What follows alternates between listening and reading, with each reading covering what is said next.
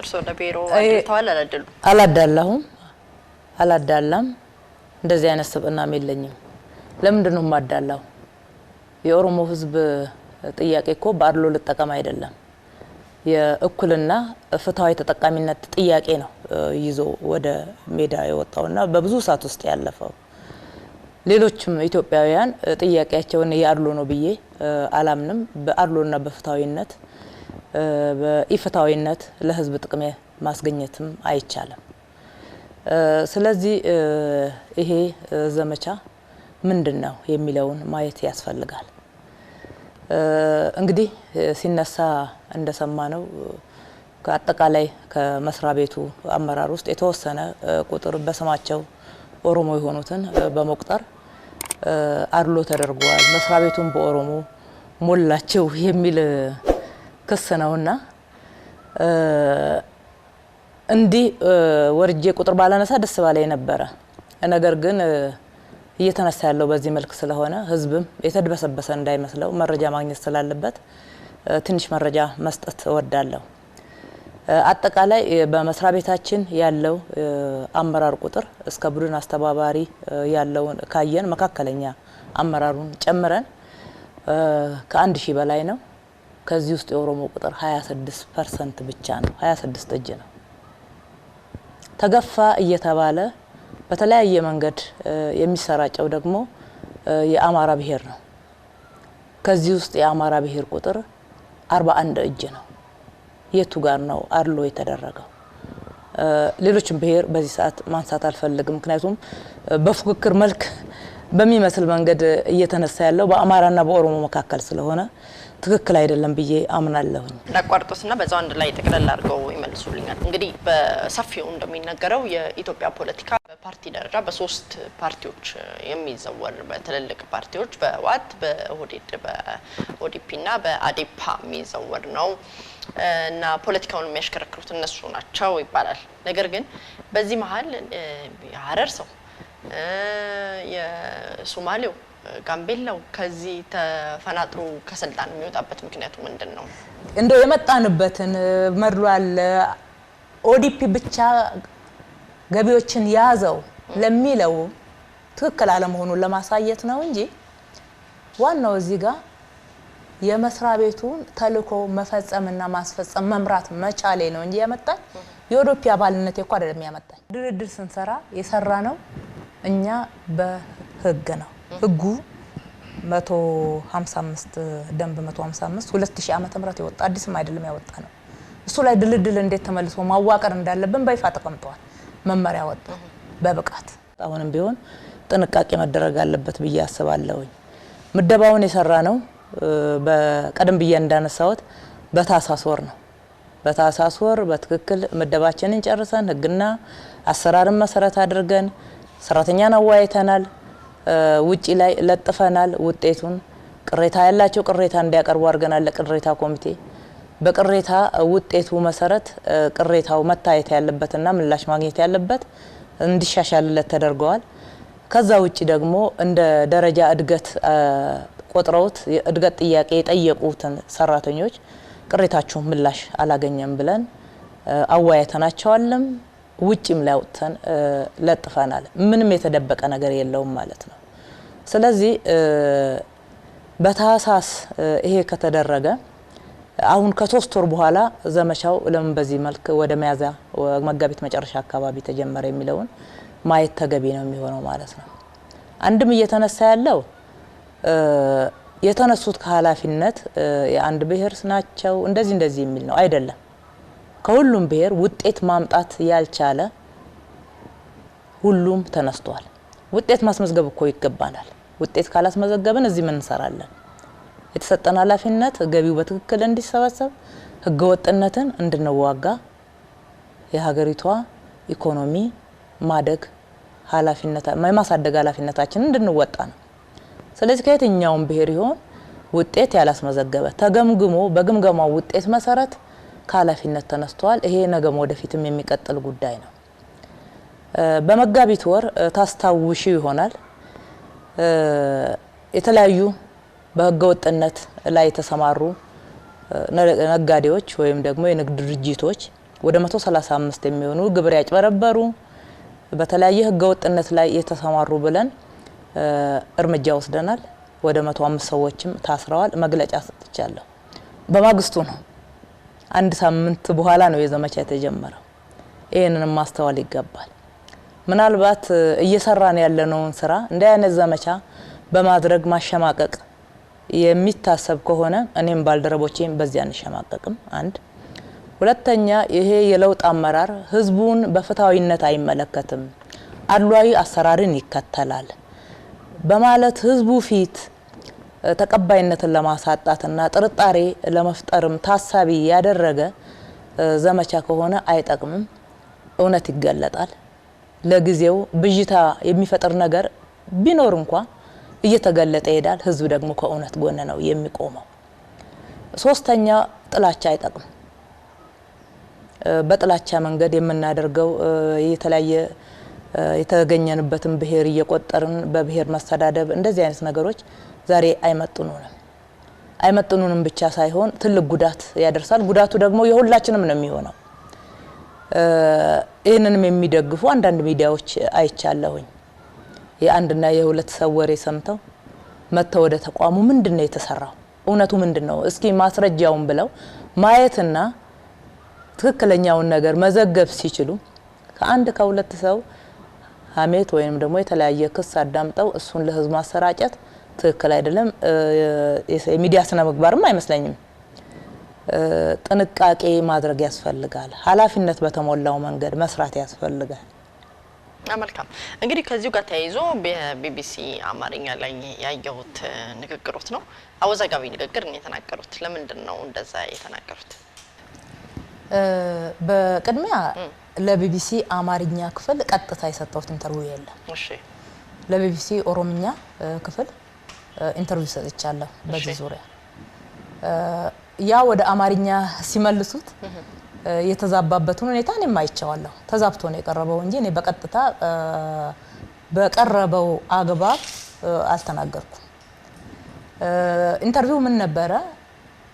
አጠቃላይ አሁን አንቺ እንዳቀረብሽው የአፈጻጸማችን የ9 ወር አፈጻጸማችን ነበርና ተግዳሮቶችስ በሶሻል ሚዲያ ላይ የአንድ ብሔር አድሎ አመዳደብ ተደርጓል በመስሪያ ቤቱ ይባላልና ያለኝን አስተያየት በዛ ላይ እንድሰጥ የኦሮምኛ ክፍሉ ጠይቆኛል።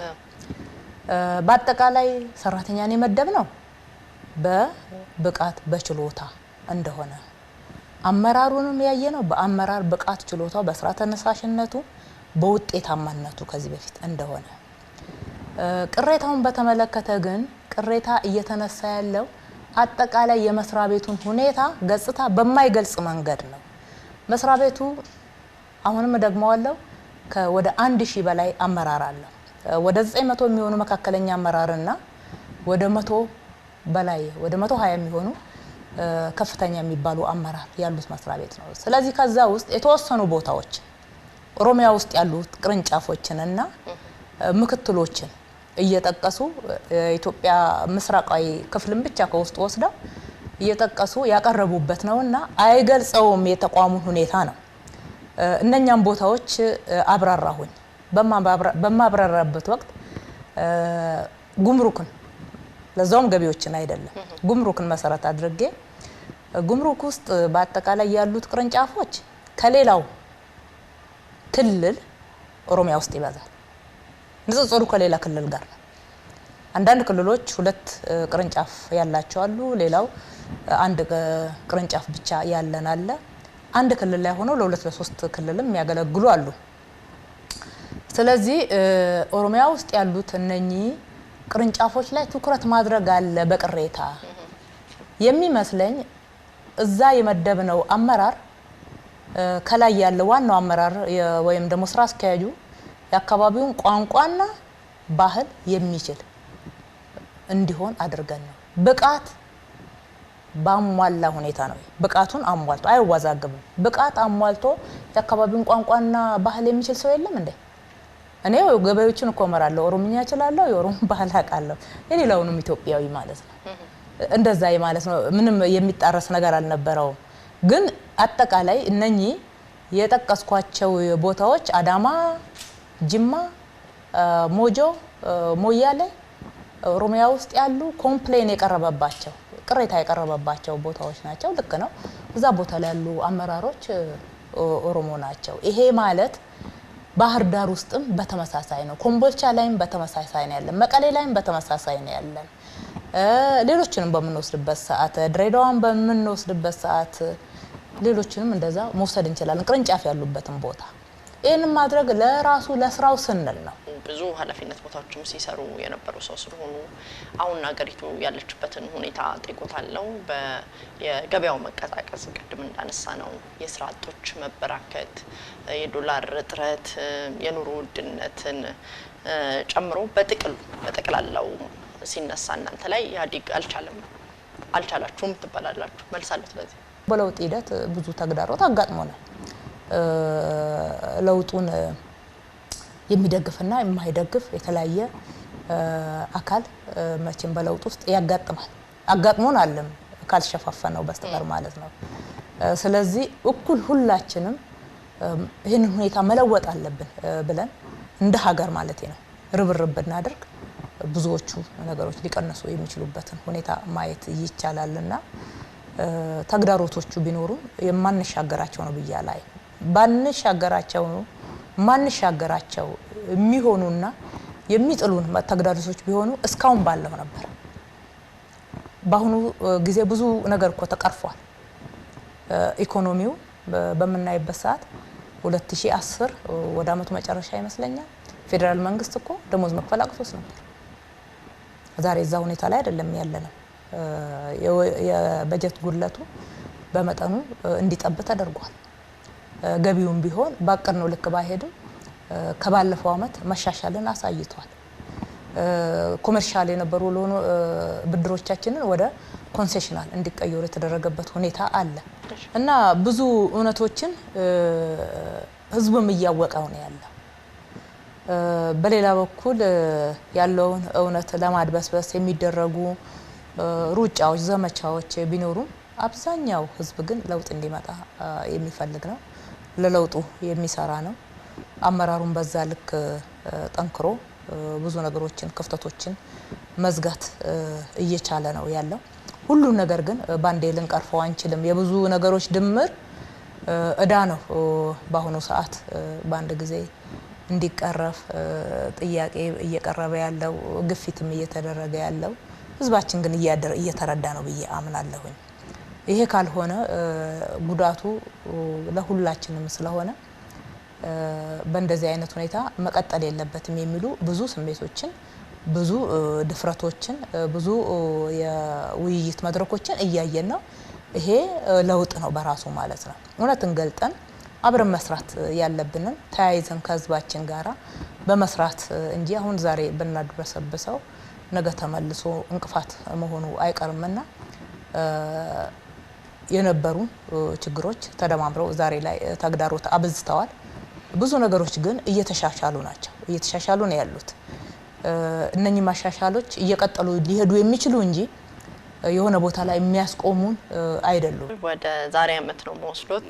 የዛሬ አመት ሰኔ ላይ ጠቅላይ ሚኒስትሩ ደስታ ነው እንችላለን። ሰኔ 16 ላይ በስቴዲየም ላይ አንድ ፕሮግራም ተደርጎ ነበር።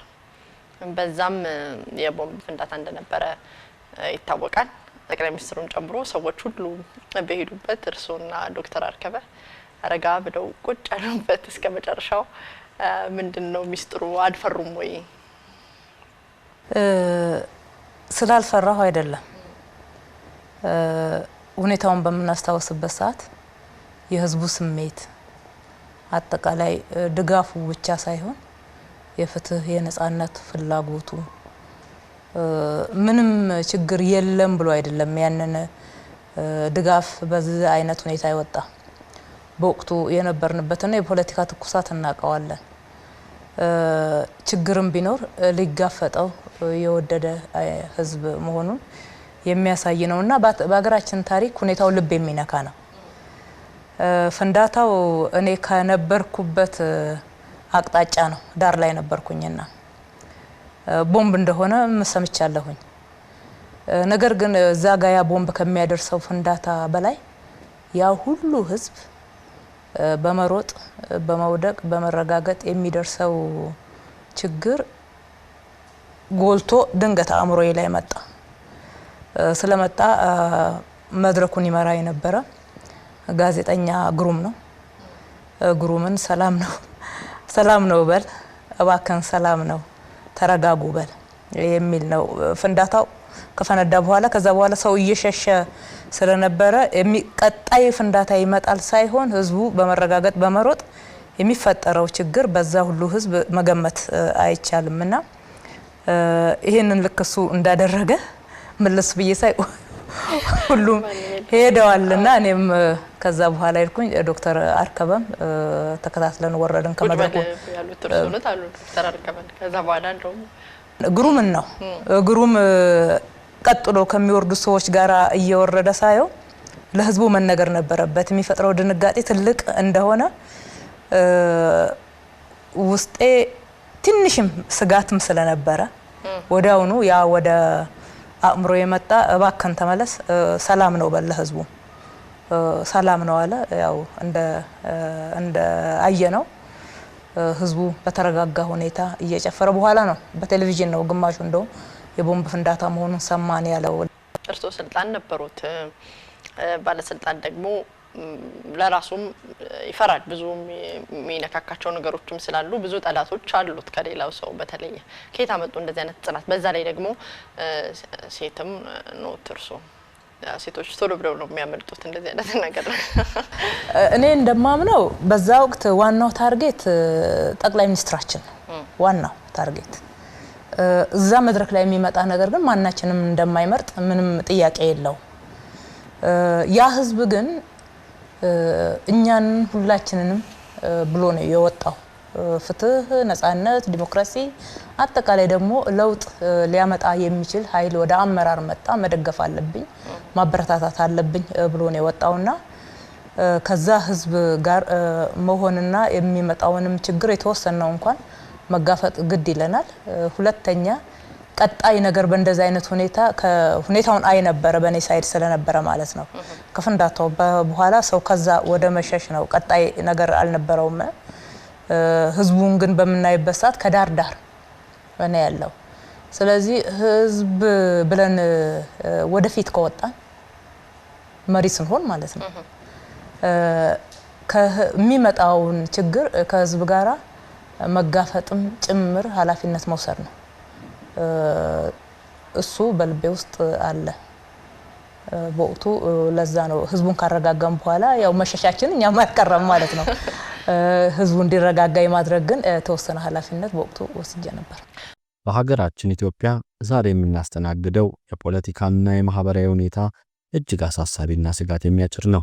የሰላም እጦት፣ የልማት ጉድለት፣ የመልካም አስተዳደር ውድቀት፣ የህግ የበላይነት መሸርሸር፣ የፍትህ መዛባት፣ የስርዓት አልበኝነት፣ እጅግ የከፋ የፖለቲካ ውጥረትና የሰብአዊ መብቶች መረገጥ ከዕለት ወደ ዕለት እየተባባሱ ሄደው ህዝባችንን ወደ ጥልቅ ተስፋ መቁረጥና ሰቆቃ ውስጥ ጥለውታል።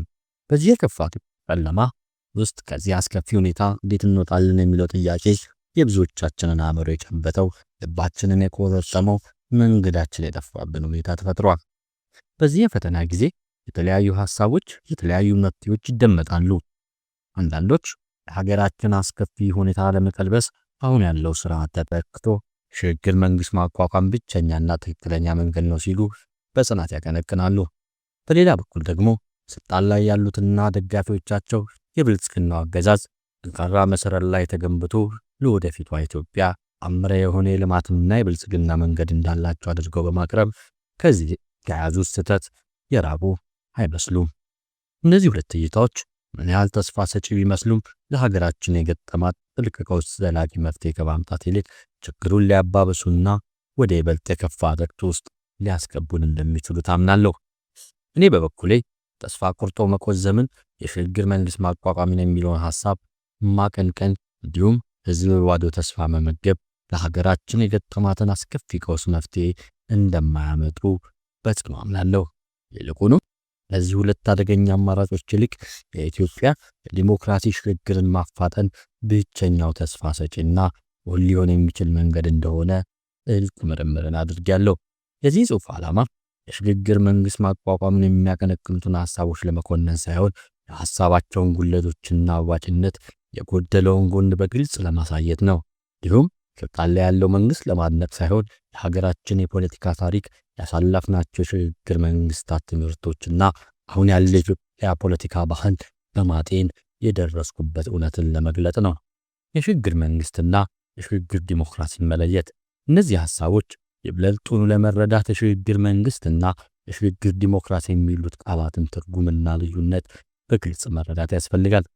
የሽግግር መንግስት ማለት አንድ ሀገር አምባገነናዊ ስርዓት በኃይል ወይንም በጦርነት ወይም በከፍተኛ ቀውስ ሲገረሰስ በዚያም በኃይል የተነሱ ኃይሎች ወይም ሌሎች የፖለቲካ ቡድኖች ጥምረት በመፍጠር ቋሚና ህጋዊ መንግስት እስኪቋቋም ድረስ የሀገሪቱን አስተዳደር የሚረከብ ጊዜ አካል ነው።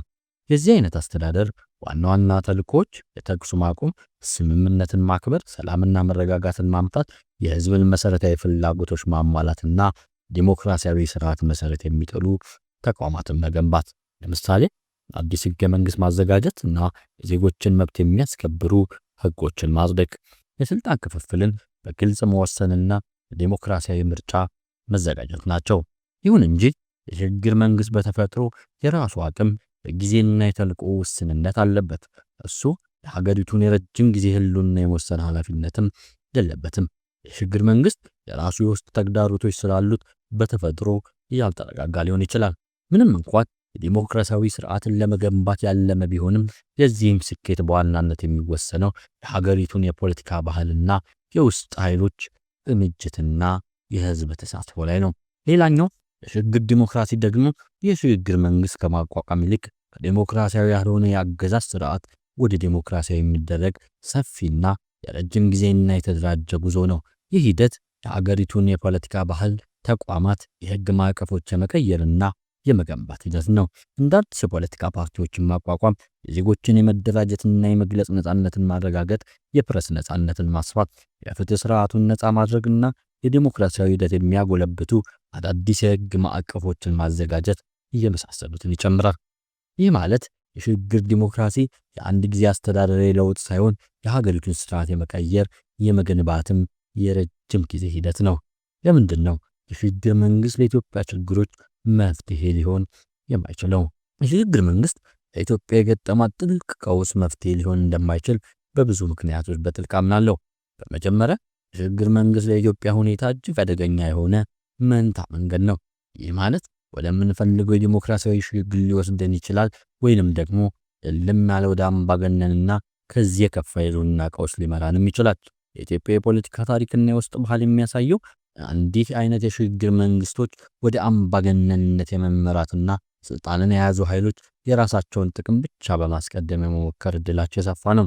የሽግግር መንግስትን የሚያቋቁሙት አብዛኛውን ጊዜ መንግስት በኃይል የገረሰሱ ኃይሎች ናቸው። አሁን በኢትዮጵያ ያሉ የታጠቁ ኃይሎች መንግስትን ይገረስሱታል የሚለው ራሱ ትልቅ ጥያቄ ነው። ቢገረስሱት እንኳን የትግራይ ህዝቦች ነጻ አውጪ ግንባር ህወሓት ኢህአዴግ ዘመን እንዳደረገው ሁሉ የሀገሪቱን ፖለቲካ በብቸኝነት እንዳይቆጣጠሩትና የሌሎች ኃይሎችን እንዳይገፉ ዋስትና የት አለ? የራሳቸውን ጥቅም ብቻ ለማስቀደም የፖለቲካ ስርዓቱን እንዳይቆጣጠሩትስ ምን ማረጋገጫ አለ?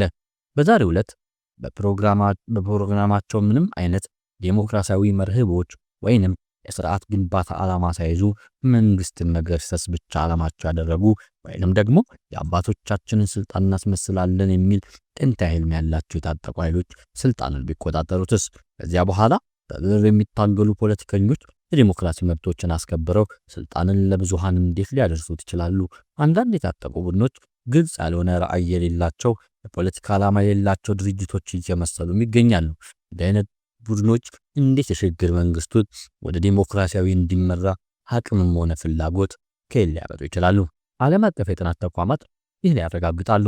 ለምሳሌ የራሳቸውን ጥቅም ለማሳካት የኃይል አማራጭ የሚያበረታታ ማህበረሰብ ለዲሞክራሲያዊ የታደለ አይደለም።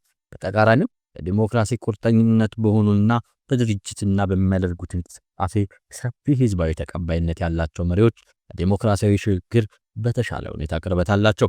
በኢትዮጵያ የሽግግር መንግስት ዲሞክራሲን እንደማያረጋግጥ የቅርቡ ታሪክ ማሳያ ሲሆን ይችላል።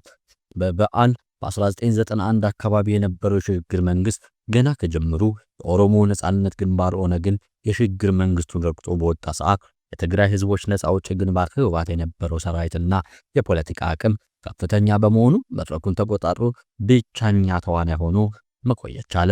ይህም ሀገሪቱ የዲሞክራሲያዊ ሂደት ላይ ከፍተኛ አደጋ ፈጥሮ በመጨረሻ ከ27 ዓመታት የስልጣን ቆይታ በኋላ በለውጥ ኃይል ፈላጊዎች ተገረሰሰ።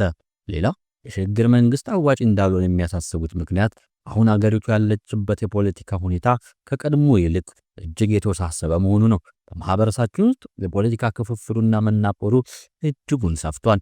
በቴክኖሎጂ ደግሞ ግጭቶችን የማባዛትና ከፍተኛ ሚና የሚጫወትበትን ዘመን ላይ ደርሰናል። የህዝቡ የልማት የዲሞክራሲና የመልካም አስተዳደር ፍላጎት ከጊዜ ወደ ጊዜ እየጨመረ ነው። እንዲህ አይነት ከፍተኛ ፍላጎት ያለው ህዝብ ችግሮቹን ለማሟላትና አንድ ሽግግር መንግስት ብቻ ሳይሆን የቆየና ጠንካራ ቋሚ መንግስትም ቢሆን የሚያጋጥመው ተግዳሮት ከፍተኛ ነው። ከዚህም በተጨማሪ ዛሬ ላይ ጥንካሬ የፖለቲካ ባህሪ የሌለውና የጥቅም ግጭት የሞላበትና በርካታ የውጭ ጣልቃ ገብነት ያለበት ሁኔታ ላይ ደርሰናል። በተጨማሪም የሽግግር መንግስት በሚመሰረትበት ጊዜ በመደበኛ ሰራዊት ፈርሶ መንግስትም በገለበጡ ታጣቂዎች ጸጥታ ማስከበሩ ስለሚፈጸም ሰላምና ጸጥታ ማስከበር ራሱ እጅግ ከባድና ከፍተኛ ዋጋን የሚያስከፍል ይሆናል። የፈረሰው ሰራዊት እና ካድሬዎች ተመልሰው ወደ ጫካ ገብተው የጥፋት አዙሪት እንደገና የመጀመር እድልም አለ። እንዲሁም መንግስት በመውደቁ ጥቅም የነበረው አካል ሁሉ የበቀል በትሩን በማዘጋጀት የሽግግር መንግስቱን መቃወም ይጀምራል። ቀድሞ የደህንነት የፖሊስ ኃይል አባላት ስራ ያጡ በመሆኑ ሳባቶችም ሊፈጽሙ ይችላሉ። እነዚህ ሁሉ ችግሮች የሚቋቋም ሽግግር መንግስት ማቋቋም በኢትዮጵያ ባለው ኢኮኖሚ አቅም የሚታሰብም አይደለም። የሽግግር መንግስት ያንገዳግዶ ሲወድቅ ወይንም ደግሞ ከቁጥጥር ውጪ ሲሆንበት እንደ ደቡብ ሱዳን ያሉ ሀገሪቱን ወደ መበጣጠስ ጫፍ ከደረሱ በኋላ ዓለም አቀፍ ሰላም አስከባሪ ኃይል ገብቶ ሀገሪቱን እንዲያረጋጋ ማድረግ ኢትዮጵያን የመሰለ ትልቅ ህዝብና ሀገር ተገቢም አይሆንም። ለምንድን ነው የዲሞክራሲያዊ ሽግግር የተሻለ አማራጭ ሆነው? ከላይ የጠቀስኳቸው ሁኔታዎች ውስብስብነትና የሽግግር መንግስቱ ተፈጥሯዊ ተግዳሮቶች የተነሳ ከሽግግር መንግስት ይልቅ የዲሞክራሲያዊ ሽግግር ማፋጠን ይሻላል ብዬ አምናለሁ። የትኛው ዲሞክራሲያዊ ሽግግር ነው? አሁን ስልጣን ላይ ያለው መንግስት ዲሞክራሲያዊ ሽግግር እንዲቀበልና እንዲያሳልጥ መታገል። ለምሳሌ አሁን የተጀመረውን የብሔራዊ ምክክር መድረክ ወደ ተሟላ የዲሞክራሲያዊ ሽግግር እንዲመራ ጠንክሮ መታገል አለብን። እንዲሁም በኢትዮጵያ የዲሞክራሲ ባህልና እሴቶች እንዲሁም ልምዶች እንዲጎለብቱ የሚያስችል የህግ ማዕቀፍ ተቋማቱን እንዲገነቡና ዓለም አቀፉ ማህበረሰብና የፖለቲካ ኃይሎች በጥምረት ተጽዕኖ ማሳደር የመሳሰሉት ትግሎችን ማካሄድም አለብን። የሽግግር መንግስት ምስረታን የሚደግፉ ሰዎች የማያምኑባቸው ነጥቦችና እውነታው የሽግግር መንግስት ምስረታን የሚያቀነቅኑ ሰዎች ለዚህ ሐሳብ ወሳኝ ኃይል ብለው ተስፋ የሚያደርጉት ወይም የሚተማመኑበት በዋናነት ሁለት ነገሮች ይመስሉኛል። አንደኛው የታጠቁ ኃይሎች ስልጣን ላይ ያለውን መንግስት ለመጣል ጫፍ ላይ ደርሰዋል ከሚል እሳቤ ነው። ይሁን እንጂ ጦርነት የኳስ ጨዋታ አይነት 120 ደቂቃ የሚጫወቱት ሜዳ አይደለም። ጦርነት ማለት እያንዳንዱ ተፋላሚ ኃይል ያላቸውን አቅም በሙሉ ተጠቅሞ የፖለቲካ ዓላማን ለማሳካት የሚደረግ የመጨረሻ ፍልሚያ ነው። ይህ በህይወት መስዋዕትነትና በቁሳዊ ሀብት ኪሳራ የሚካሄድ አስከፊ ጦርነት ነው። ከዚህ አንጻር በርካታ ግዙፍ ሀብትና አቅም ማንቀሳቀስ የሚችል መንግስት ውስን ሀብት ባለው ታጣቂ ኃይል እንዲሁም በቀላሉ ይፍረከረካል ወይም ይሸንፋል ማለት ለጦርነትን ታሪክና ስትራቴጂ አለማወቅም ይመስለኛል። ለምሳሌ በሳምንት ውስጥ 4 ኪሎ ገባለው ያለ የፋኖ ኃይል ለምን ለ2 ዓመት ፈጀበት? ይህ የሚያሳየው የአቅም ውስንነትና የገጠሙት የእሳት ቀለበቶች ዲፌንሲቭ ፕሪሚቲቭስ ማለፍ አለመቻሉን ነው። አሁን ባላቸው ወታደራዊና ፖለቲካዊ ስትራቴጂ ወደፊት እነዚህ ቀለቦች በቀላሉ ዘልቀው 4 ኪሎ ገብተው የሽግግር መንግስት ማቋቋም የሚችሉበት ሁኔታ የለም። ይህ በምናብ እንጂ በተግባር ያስቸግራል። ሁለተኛው ነጥብ ህዝባዊ አመጽ መንግስት በቀላሉ ይወድቃል ወይንም ተገዶ የሽግግር መንግስት ምረታን ይቀበላል የሚል እምነት ነው። የቅርቡን የ2010 አካባቢ የተካሄደውን የቄሮና የፋኖ ህዝባዊ አመጽ ተምሳሌት አድርገው ከሆነ አሁን ያለው አውድ በርግጥ ተለውጧል። እንዲህ አይነት ንቅናቄ አሁን ሊፈጠር ይችላል ወይ የሚለው መጠየቅ ያለበት ጥያቄ ነው። በኢትዮጵያ ውስጥ ለህዝባዊ ተቃውሞ የተመቻቸ ሁኔታ አለ ወይ ብዬ ስጠይቅ መልስ አይደለም የሚል ነው። የሀገራችን ህዝብ ከፍተኛ ድርሻውን አርሶ አደርና የገጠር ማህበረሰብ ልጆቹ ሚስቱን መሬቱን ካልተነካበት እንዲሆን ውድነት፣ የዲሞክራሲ መብት፣ የባህር ጥያቄ ወዘተ በሚሉ ጉዳዮች ላይ እንዲሁ በቀላሉ ሀገራዊ አጀንዳ ዙሪያ ማነሳሳት የሚቻል አይመስለኝም። መንግስትም ይህን ስለሚያውቅ አርሶ አደሩን ችላ ብሎ በከተሜውና በሊቃውንቱ ላይ ማተኮር እየሰራ ነው። የቀረው የህብረተሰብ ክፍል የከተሜውና የሊቃውንቱን ህዝብ ደግሞ በጎሳና በአካባቢ፣ በሃይማኖት፣ በጾታ፣ በማህበራዊ ክፍፍል፣ በእድሜ ወዘተ የተከፋፈለ ነው። ለዚህም ነው እንዲህ አይነት የተከፋፈለ ህዝብ አንድ ሀገራዊ አጀንዳ ብሎ ተነስቶ መንግስትን የሚገረስስበት ሁኔታ የለም። የአይነት ሁኔታ የባለፈው የሐኪሞች አመት ከከሸፈበት ሂደት ማስረዳት ይቻላል። ገዢው መንግስት ከህዝብ ተነጥሏል የሚለው አስተሳሰብ ሌላው የሽግግር መንግስት ምስረታ የሚቀነቀንበት ምክንያት ገዢው መንግስት ከህዝብ ተነጥሏል እድሜ አይኖረውም የሚለው ይመስለኛል። አንዳንድ ጊዜ ህዝብ ሌላ አማራጭ ባለመሆኑ ብቻ ለአደጋው ጥበቃ ይፈልጋልና መንግስት በስልጣን ላይ እንዲቆይ የሚፈቅድበት ሁኔታ ይኖራል። በኢትዮጵያ ያለው የጸጥታና የሰላም መደፍረስ ሳቢያ ህዝቡ ለህይወቱና ለንብረቱ ሰግቷል። የዓለም አቀፍ የትጥቅ ግጭት ህግ የማይገዙ የኢትዮጵያ ሸማቂ ኃይሎች ሲቪሎች እንዳሻቸው ከሚያደርጉበት ሰብአዊ መብት ከሚገፉበት ሁኔታ ለመከላከል አምባገነን መንግስት ቢሆን እንኳን ለህይወትና ለንብረት የጥላ ከለላ ይሆንኛል የሚል እምነት ሊኖረው ይችላል። በዚህም ምክንያት መንግስት አጥፊ እንደሆነና ዲሞክራሲያዊ እንዳልሆነ እያወቀ ለአመፅ ሳይነሳሳ ሊቆይ ይችላል። በእርግጥም አሁን ስልጣን ላይ ያለው መንግስት በአንድ ግለሰብ ብቻ ህልውናውን አስጠብቆ የቆመ ነው ማለት የተሳሳተ ድምዳሜ ነው። መንግስት በሺዎች የሚቆጠሩት የተማረና የስትራቴጂክ ምክር የሚሰጡት ምሁራን ከፊሉ በጥቅማ ጥቅም ከፊሉ በብሔር ቀጥሮ ወይም ደግሞ አባል አድርጎ እየደገፈ ነው። ከደርግም ከህወሓትም ኢህአዴግም የተሻሉ ምሁራን ሰብስቦ እየተደገፈ ይመስለኛል። መንግስት በገንዘባቸውና በሀብታቸው በተራ ህዝብ ላይና ማህበራዊና ኢኮኖሚያዊ ተጽዕኖ ፈጥረው ዝም ለሚያስብሉ የሚችሉ በመቶዎች የሚቆጠሩ ትልልቅ ባለሀብቶችን በማሳተፍ የጥቅም ተጋሪ እንዲሆኑ በማድረግ በእነርሱም ተደግፏል። እንዲሁም መንግስት ሊያሳልጥ የሚችሉ ጄኔራሎች ከፍተኛ የከተማ መሬትና ሌሎች በርካታ ጥቅማ ጥቅሞችን በመለገስ በዚህ ቀውስ በነገሰበት ጊዜ ኩዴታ እንዳይመኙ የሚያስችል የኩዴታ መቆጣጠሪያ ስትራቴጂ ነድፎ በእነሱም እየተደገፈ ነው። መንግስት በሀገር ውስጥ ብቻ ሳይሆን አሁን ባለው የዓለም ፖለቲካ አስተላለፍ የሀገራችንን ብሔራዊ ጥቅም ከኢትዮጵያ ለማግኘት በሚፈልገው የውጭ ኃይሎች ጭምር የቴክኖሎጂ፣ የፋይናንስ፣ የፖለቲካ ድጋፍ እያገኘ ነው። ስለሆነም መንግስት በአንድ ግለሰብ ኃይል የቆመ ነው የሚለው አስተሳሰብ በአንድ ግለሰብ ላይ አነጣጥሮ ፕሮፓጋንዳ መንዛት የመንግስትን ለውጥ አያፋጥንም። ስትራቴጂና የዲሞክራሲ ሽግግር አንድ ዓላማ እንዲሳካ ስትራቴጂ ወሳኝ ነው። ስትራቴጂ ደግሞ አራት መሰረታዊ ክፍሎች ካልተሟላ አደጋ አለው። አንደኛው መቅደም ያለበት ግብ ወይንም ጎል ነው። ቀጥሎ ግቡን ለሚያሳካ የሚሆን አቅም ካፓሲቲ፣ ሶስተኛው ግቡን ለማሳካያ የሚሆን የትግል ስልት ታክቲክስ ናቸው። አራተኛው ደግሞ እነዚህ ሁሉ ከመስራት ጎን ለጎን የሚያጋጥሙ አደጋዎችን ወይንም ሪስኮችን መተንተንና ማስወገድ ነው።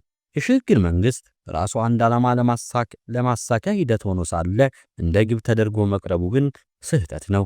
የሽግግር ዲሞክራሲ ግን በራሱ ግብ ሂደትም ስለሆነ ለኢትዮጵያ ተመራጭ አካሄድ ይሆናል። የሽግግር ዲሞክራሲን ለማሳለጥ የሚያግዙ ቅድመ ሁኔታዎች።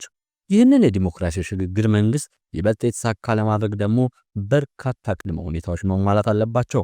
በሊቃውንቱ መካከል የሚደረግ ውይይትና ድርድር የሀገሪቱን የፖለቲካ፣ ኢኮኖሚ፣ የማህበራዊና የባህል ጉዳዮች ተጠቃሚ ሆኑና ሀገሪቱ ቀጣይ ትልቅ አስተዋጽኦ ሊያደርጉ የሚችሉ ሊቃውንት ቡድኖች እርስ በርስ መነጋገርና መስማማት አለባቸው። ይህ የውይይት መድረክ የእርስ በርስ መተማመንን መፍጠር፣ የጋራ መግባባትን በማጠናከርና የተለያዩ አመለካከቶችን በማቀራረብ ለሽግግሩ መሰረት ይጥላል። በመንግስትና በተቋሚ ኃይሎች መካከል የሚደረግ መስተጋብርና ድርድር ስልጣን ላይ ያለው መንግስት የተቃዋሚ ኃይሎችን በጠላትነት ከመታየት ይልቅ ለሀገሪቱ የጋራ ጥቅም ሲባል በውይይትና በድርድር አደባባይ ላይ በመገኘት አለባቸው። ይህም መስተጋብር ግጭትን ከመቀነስም ባሻገር ወደፊት የሚመሰረቱ ተቋማት ሁሉ ወገንን ያሳተፉና ተቀባይነት ያገኙ እንዲሆኑ ያግዛል። የህግ የበላይነትን አምነው የሚንቀሳቀሱ ተቋማት መኖር ይህ እጅግ ወሳኝ ነው። የትኛውም አይነት የፖለቲካ ሽግግር ስኬታማ የሚሆነው በህግ የበላይነት ላይ በተመሰረተ ስራ ብቻ ነው። ህግ ሁሉንም ሰውና ሁሉንም ተቋም የሚያከብረውና የሚገዛው ከሁሉም በላይ የሆነ መሆንም አለበት። ህግ ካለ ልዩ ልዩ ፍላጎት ያላቸው የፖለቲካ ፓርቲዎች በነጻነትና በህግ መሰረት መንቀሳቀስ ይችላሉ። ያለ ህግ የበላይነት የፖለቲካ ፓርቲዎች ነጻነትም ሆነ ሌሎች መብት መኖሮች ትርጉም የለሽ ይሆናሉ። የዓለም አቀፉ ማህበረሰብ ድጋፍ የኢትዮጵያ ዲሞክራሲ ሽግግር ሂደት ብቻውን ሊጓዝ አይችልም። ዓለም አቀፉ ማህበረሰብ በተለይም የኢትዮጵያ ጉዳይ በሚመለከቱ የውጭ መንግስታትና ዓለም አቀፍ ተቋማት የሚደረጉ ድጋፎች እጅግ ወሳኞች ናቸው። ይህ ድጋፍ የፖለቲካ፣ የቴክኒክ፣ የገንዘብ እና የሞራል ሊሆን ይችላል። ዋናው ነገር የኢትዮጵያን የዲሞክራሲያዊ ሽግግር የሚደግፍና የሚያግዝ እንዲሆን ነው። ማህበረሰብ ቡድኖች መካከል መቻቻልና ንግግር መኖር። ኢትዮጵያ እንደ ሀገር ልዩ ልዩ ብሔሮች፣ ቋንቋዎችና ባህሎች እንዲሁም እምነት ያላት ሀገር ናት። እነዚህ ሁሉ ማህበረሰብና ቡድኖች እርስ በርስ መቻቻልና ሰላማዊ ንግግር ማድረግ ግጭቶችን ለመከላከልና ለማስወገድ ወሳኝ ነው። መቻቻል የሌለበት ንግግር የሌለበት ማህበረሰብ የዲሞክራሲ ሽግግርን በሰላም ማለፍ አይችልም። ሁሉም ኃይሎች ሐቀኛ ፖለቲካ ማራመድ። ይህ ጽሑፍ የመጨረሻ ነጥብ ነው። ሁሉም የፖለቲካ ኃይሎች ገዢ ፓርቲውን ጨምሮ ከሴራ ትንተናና ከጎጠኝነት ተላቀው ይልቁንም ሀገሪቱን የወደፊት ህልውና የሚያረጋግጥ ተጨባጭ ፖለቲካዊ ርዕዮተ ዓለም አቅጣጫ ይዘው መንቀሳቀስ አለባቸው። እነዚህ ሁሉ ቅድመ ሁኔታዎች ሲሟሉ ወደ ዲሞክራሲ የሚደረግ ሽግግር የተመቻቸና የተሳካ መሆኑ ሰፊ ነው። የሽግግር ዲሞክራሲ እንዴት እንጀምር? የዛሬው ተግባር ምን ይሁን? ስለዚህም የሽግግር መንግስትን መስረት እያልን ከመንቀሳቀስ ይልቅ የዲሞክራሲ ሽግግርን ግብ አድርገን መታገል አለብን። ለዚህ የሽግግር ዋጋ ቀላል ባይሆንም ሀገሪቱ ሁሉን የሚያስቀጥልና ተመጣጣኝ ይሆናል። ታዲያ የዲሞክራሲያዊ ሽግግር ዛሬውኑ እንዴት እንጀምረው? ጽሑፉ በርካታ ተግባራዊ እርምጃዎችን ይጠቁማል። የመጀመሪያው ውይይትና ድርድር ይጀመር። በመንግስትና በተቋሚ ኃይሎች መካከል በመንግስትና በታጠቁ ኃይሎች የነበረ የትጥቅ ትግል ወይም ተቃውሞ የያዙ አካላት መካከል በተቋሚ ኃይሎች መካከል ለዲሞክራሲ ሽግግር የጋራ መግባባት እንዲኖር በአጠቃላይ ሀገሪቱ የፖለቲካ ከመሰረቱ ሊያናውጡ የሚችሉ ሁሉም አፈንጋጭ ቡድኖች ወደ ሰላም የፖለቲካ ትግል እንዲመለሱ ማድረግና ውይይትና ድርድር መጀመር። ሀገራዊ ምክክር ሂደቱን ማጎልበት። አሁን እየተካሄደ ያለው የብሔራዊ ምክክር ሂደትን ተጠቅመን እውነተኛ የዲሞክራሲ ሽግግር እንዲሳካ ማድረግ። ይህ ማለት የዲሞክራሲያዊ መርሆች መሰረት ያደረገ ውሳኔዎችን ማፍለቅ፣ የተቋማዊ ግንባታ ሐሳቦችን ማቅረብና የድርድር ሐሳቦችን ማመንጨት ማለት ነው። የመንግስት ወደ ሰፊነት። መንግስት ሰፋ ያለ ልብ ይዞ ሀገር ውስጥ ሆነ ከሀገር ውጭ ያሉ የፖለቲካ ኃይሎች በዲሞክራሲያዊ ሽግግር ሂደት ተሳታፊ እንዲሆኑ ምቹ ሁኔታዎችን ማመቻቸት አለበት። የውጭ የታጠቁ ኃይሎች ዝግጁነት። በውጭ ሀገር የሚገኙና በትጥቅ ትግል ላይ ያሉ ኃይሎችም መንግስት ለሚያመቻችላቸው የዲሞክራሲያዊ ሽግግር ሂደት ውስጥ ለመሳተፍ ዝግጁነታቸውን ማሳየት ይኖርባቸዋል። ዓለም አቀፉ ማህበረሰብና የሲቪክ ማህበራት ሚና። ዓለም አቀፉ ማህበረሰብ ለኢትዮጵያ ዲሞክራሲያዊ ሽግግር የሚያስፈልገውን ድጋፍ ማድረግ ይኖርበታል። ሲቪል ማህበረሰብ ድርጅቶች ሳይፈሩ በድፍረትና የዲሞክራሲያዊ ሽግግርን መደገፍና መምራት እንዲሁም መሳተፍ ይኖርባቸዋል። ዲያስፖራው አስተዋጽኦ። በውጭ የሚኖረው ኢትዮጵያዊ በዲሞክራሲያዊ ስርዓት ውስጥ ኖረን አይተን ያጣጣምነውን ተሞክሮ በመጠቀም የዲሞክራሲያዊ ሽግግርን ማጠናከር፣ የውይይት ንግግርን ባህል ማጎልበት ይጠበቅበታል። የብሔራዊ ምክክር ሊያስመዘግቡ የሚገባቸው ውጤቶች። አሁን እየተካሄደ ያለው ሀገራዊ ምክክር ብዙ የህብረተሰብ ክፍሎችን ያሳተፈ ሲሆን በሺዎች የሚቆጠሩ አጀንዳዎች ተሰብስበዋል። አብዛኛው አጀንዳዎች የክልል ወይንም የማህበረሰብ ደረጃ ያላቸው ቢሆንም በብሔራዊ ደረጃ ሊፈቱ የሚገቡ እጅግ ወሳኝ የሆኑ ነጥቦች ይኖራሉ። ጽሑፉ እነዚህ ነጥቦች በጥንቃቄ መርምሮና አሳንሶ ለውይይት ማቅረብም ይገባል። በብሔራዊ ደረጃ ሊመዘገቡ የሚገባቸው ዋና ዋና ውጤቶች ናቸው። የሽግግር ዲሞክራሲ ማፋጠር፣ ዘላቂ ሰላምን ማስፈን፣ ለልማት እንቅፋት የሆኑ ጉዳዮችን ማስወገድና ፈጣን ልማትን ማረጋገጥ፣ አስተማማኝ የህግ የበላይነትን ማረጋገጥ፣ ገለልተኛ የፍትህና የጸጥታ ተቋማትን መዘርጋት፣ በመግባባት ላይ የተመሰረተ ህገ መንግስታዊ ማሻሻያ ሪፎርም ማካሄድ፣ የፌዴራሊዝም ስርዓት ጉድለቶች በማረም ዲሞክራሲያዊ ፌዴራሊዝም ማጠናከር፣ ለግጭት መነሻ የሆኑ ለሰንደቅ ዓላማ፣ የፌዴራል ቋንቋ፣ ብሔራዊ መዝሙርና ዋና ዋና ከተማ የመሳሰሉ ውዝግቦች ላይ መግባባትን መፍጠር፣ የትጥቅ ግጭት መነሻ የሆኑ ችግሮችን መፍታትና የጠመንጃ አፈሙዝን ማስቀጥ፣ የሽግግር ፍትህን ትራንዚሽናል ጀስቲስን ማስፈን፣ በደም የተቃቡ ህዝቦችና ቡድኖች መካከል እርቀ ሰላምን ማውረድ። እነዚህ ውጤቶች ካልተመዘገቡ ብሔራዊ ምክክር ሂደት ትርጉም የለሽ ልፋት እንደሚሆን ጸሐፊው በግልጽ ያስጠነቅቃሉ። ስለዚህም የምክክር መድረኩ ውጤቶች ለመቀበል እና ለመፈጸም ገዢው መንግስት፣ ተቃዋሚ ኃይሎችና በትጥቅ ትግል ላይ ያሉ አካላት ሁሉ ዝግጁ መሆን አለባቸው። በማጠቃላይ የሽግግር መንግስት ምስረታ ከማቀንቀን ይልቅ የሽግግር ዲሞክራሲን ማፋጠን የተሻለ አማራጭ እንደሆነ አምናለሁ። የሽግግር መንግስትን መስረት ብሎ ዓላማ ነጥፎ ከመንቀሳቀስ ይልቅ የዲሞክራሲያዊ ሽግግርን ግብ አድርጎ መታገል ለሂደቱ የሚከፈለው ዋጋ ቀላል ባይሆንም ተመጣጣኝና የሀገሪቱን ሁሉን የሚያስቀጥል ይሆናል። ይህ የጋራ ጉዞ የሁላችንም ኃላፊነት ነው።